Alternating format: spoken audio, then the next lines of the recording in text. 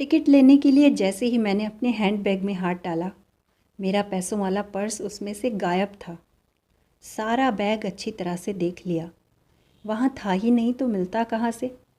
घर से चलते हुए इसमें रखा ही नहीं था, या फिर बस में चढ़ते समय किसी ने निकाल लिया होगा।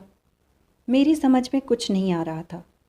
एक तो सीट पर गांव का कोई आदमी बैठा था, उसके मोटे कपड़ों से पसीने की गंध मेरे नथुनों में घुसकर सिर को चकरा रही थी। उस पर यह मुसीबत, स्वयं पर कोफ्त हो रही थी। लंबा सफ़र और उस पर पैसे नहीं। सोचा बस रुकवाकर उतर जाना ही मुनासिब होगा। एक बार फिर बैग में हाथ डाला, कुछ सिक्के खनकने लगे। उसमें झांक कर देखा, कागज़ों के साथ एक दो नोट भी नज़र आए। थोड़ी सी आशा बंधी। तभी देखा सहयात्री मेरी हर हरकत पर नज़र रख रहा है। मैंने उसकी ओर क्रोध से देखा तो वह अटपटा गया और खिड़की से बाहर देखने लगा। मैंने बैग में से नोट और सिक्के निकाल कर देखे, 39 थे। संयोग था कि मेरी टिकट भी इतने की थी। मैं इत्मीनान से कंडक्टर का इंतज़ार करने लगी। सोचा बस से उतरकर रिक्शा कर लूँगी और किराया घर जाकर दे दूँगी।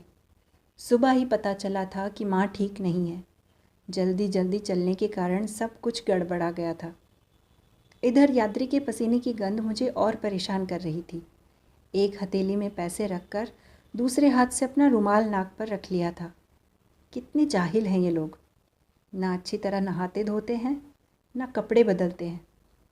सफ़र में दूसरे यात्री का ध्यान तो रख लेना चाहिए। मैं मन ही मन कुनमुना रही थी। कंडक्टर पीछे से टिकट देकर मेरी सीट तक आ पहुंचा था। मैंने 39 रुपये देकर टिकट मांगा। कहाँ का टिकट चाहिए मैडम? 39 रुपये तो पानीपत के लगते हैं, वहीं का दीजिए ना। मैंने तलखी से कहा।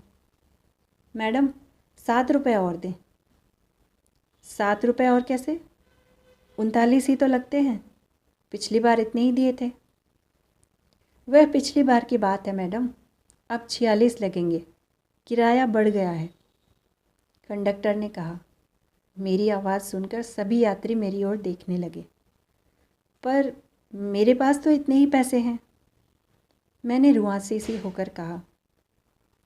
तो ऐसा कीजिए मैडम, 39 रुपये की टिकट दे देता हूँ, वहाँ तक चली जाएं, बाकी रास्ता पैदल चली जाएं।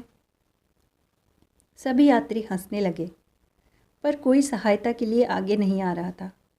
मैं शर्मिंदगी से सिर झुकाए खड़ी थी। समझ में नहीं आ रहा था कि क्या करूं। तभी मेरे साथ बैठे यात्री ने अपनी जेब से 10 रुपये का नोट निकालकर कंडक्टर को देते हुए कहा, अब चुप भी हो जा, ले बाकी के पीस से और मैडम को टिकट काट कर दे दे। मैं उसे मना करने ही जा रही थी कि उसने हाथ के इशारे से रोकते हुए कहा, कोनो बात नहीं बहन जी, मानस ही तो एक दूसरे के काम आवे है। कंडक्टर ने टिकट और 3 रुपये मेरे हाथ में थमा दिए। मैं कृतज्ञता से सहयात्री को देख रही थी। मुझे अब उसके कपड़ों से पसीने की बदबू नहीं, खुशबू आ रही थी।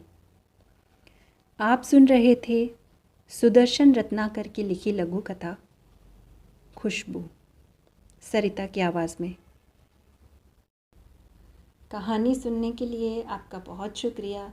अगर आपको कहानी अच्छी लगी तो इस वीडियो को लाइक, शेयर और मेरे चैनल को सब्सक्राइब ज़रूर कीजिएगा। Thank you.